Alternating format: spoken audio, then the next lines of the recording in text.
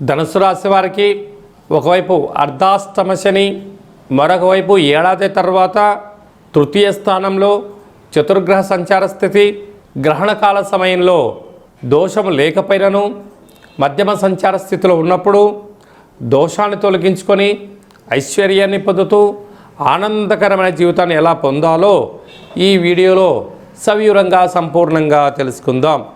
రాశాధిపతి దేవగురు బృహస్పతి, వీరికి తృతీయంలో ఏడాది తర్వాత ఎన్నడూ లేనటువంటి విధంగా ఆత్మకారకుడు రవి, రుణరోగ శత్రుకారకుడు కుజుడు, బుద్ధికారకుడు బుధుడు, రవి బుధుడు కలిసి ఉండడం వలన బుధాదిత్య రాజయోగము, అక్కడే విశేషంగా రాహు కూడా సంచారం చేయడము, చతుర్గ్రహ సంచార స్థితి 3వ స్థానంలో ఉండడం వలన ధాతృ మాత పితృలతో, సోదరీమణులతో, అన్నాదమ్ములతో, అక్కా చెల్లెలతో, పై ఉద్యోగస్తులతో, సహ ఉద్యోగస్తులతో వీలైనంత వరకు వాగ్వివాదం పనికిరాదు అని చెప్పి జ్యోతిర్విజ్ఞానం తెలియచేస్తుంది.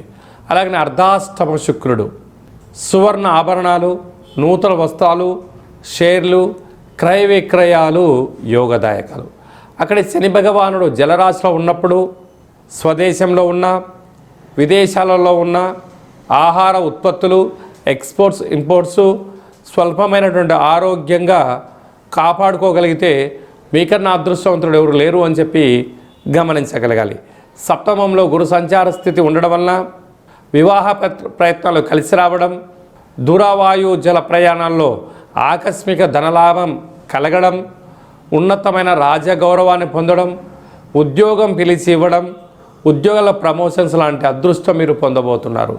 అదే భాగ్యస్థానంలో కేతు సంచార స్థితి, భార్యాభర్తల మధ్య అన్యోన్యత, అనేక రకాల కార్యక్రమాల్లో ముందు చూపుతో మీ యొక్క విజయానికి మీరే తొలిమెట్లు వేసుకోవాలి. గ్రహణకాల సమయంలో దోషం లేకపోయినను గ్రహణ పట్టు స్థానము, గ్రహణ తదనంతరం విడుపు స్థానమును ఆచరింపచేసి శక్తి కలిగితే రుద్రాభిషేకం చేసుకొని ఆ యొక్క మహాదేవుడి యొక్క స్మరణ వలన దోషాలు తొలగించుకొని ఐశ్వర్యం కలుగుతుందని చెప్పి కూడా గమనించాలి.